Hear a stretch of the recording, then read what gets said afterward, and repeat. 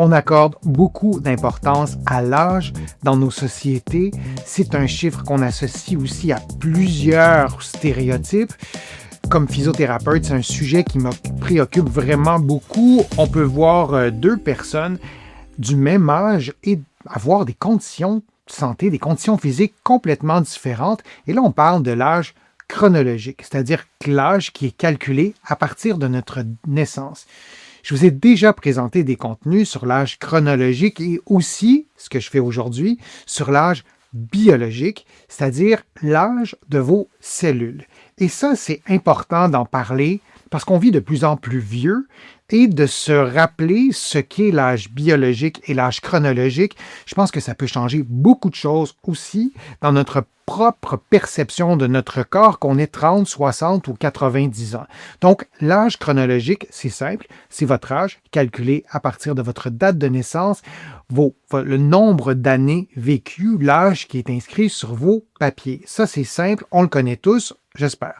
L'âge biologique cherche à mesurer autre chose. L'âge biologique s'intéresse à l'état réel de votre corps, c'est-à-dire à vos cellules, à l'état d'inflammation. On va parler d'inflammation de bas niveau qui est dans votre corps, à votre métabolisme. Et quand on pense au métabolisme, on pense à ce qui se passe notamment dans votre sang, dans votre circulation sanguine, comme la tension artérielle, par exemple. Si vous allez voir le médecin demande une prise de sang, mais l'analyse de la prise de sang sera liée de près ou de loin à votre métabolisme.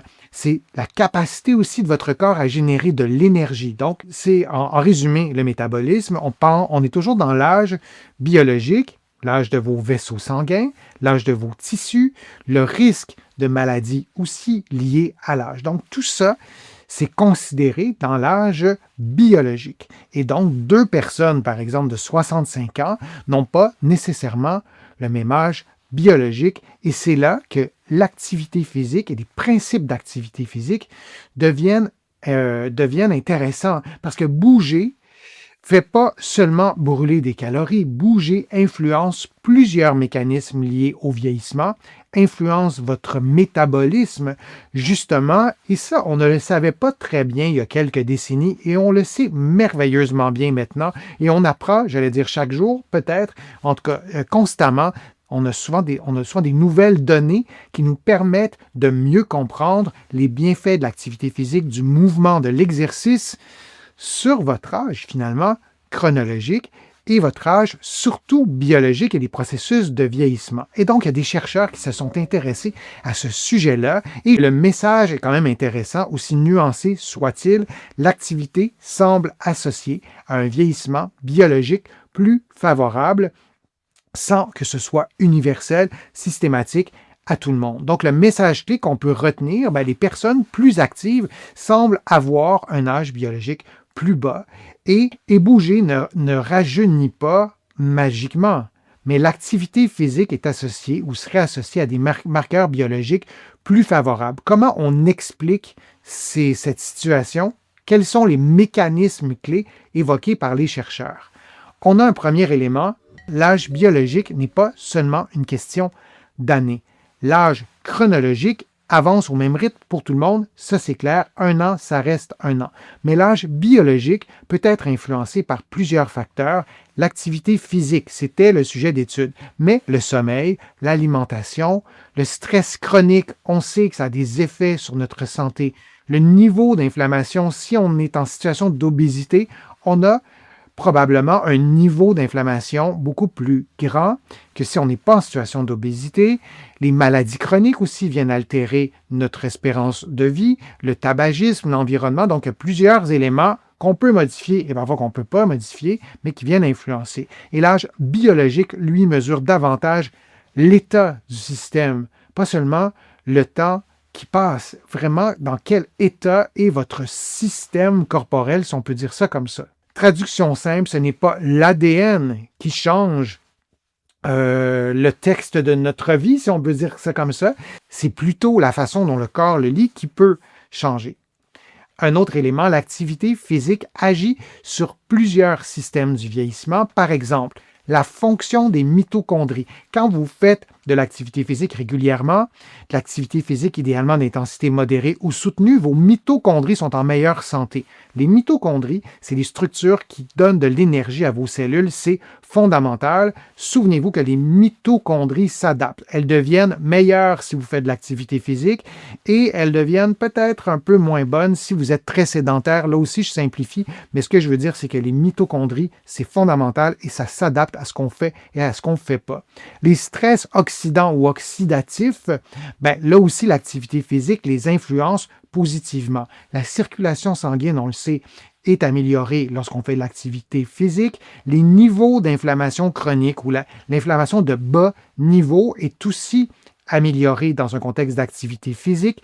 L'équilibre métabolique, si on prend une prise de sang chez des personnes qui sont sportives versus des personnes qui sont très sédentaires, à l'échelle d'une population, la santé métabolique risque d'être meilleure chez les gens qui sont plus actifs.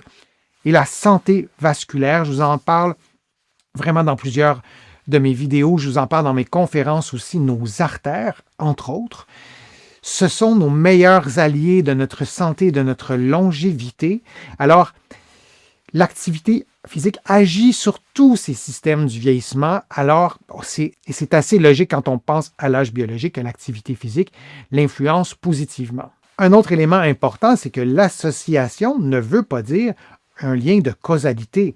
C'est pas parce que vous faites de l'activité physique 150 minutes par semaine que c'est sûr que vous allez vivre longtemps, ou l'inverse, si vous en faites pas, vous allez vivre moins longtemps. C'est pas ça l'idée.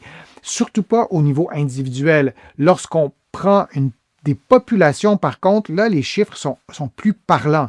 Mais bien sûr, c'est un lien avec votre santé initiale. Les participants à l'étude avaient un état de santé au jour 1 de l'étude. Votre niveau socio-économique, c'est triste à dire, mais les populations les moins socio-économiquement favorisées ont des espérances de vie plus basses. Malheureusement, votre alimentation, votre sommeil, le tabagisme, des maladies préexistantes, votre génétique aussi et vos habitudes globales, tout ça influence.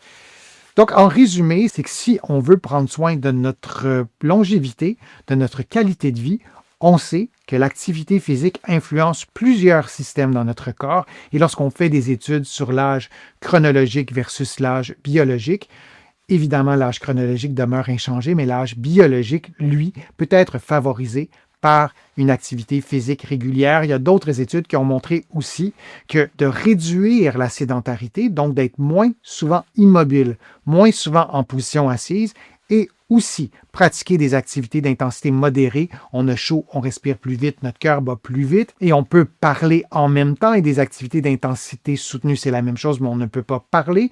Donc, tout ça favorise un âge biologique plus favorable. Alors, j'espère que je vous ai convaincu de peut-être bouger un peu plus, peut-être marcher un peu plus, peut-être être moins souvent en position assise, peut-être adopter aussi un sport que vous pourrez pratiquer avec d'autres. Tout ça, en plus, fait du bien.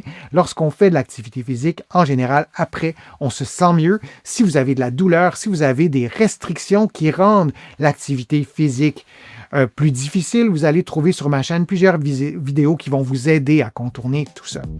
C'est tout pour aujourd'hui. Je suis Denis Fortier, physiothérapeute. Je vous dis à une prochaine fois, à une prochaine vidéo. À bientôt.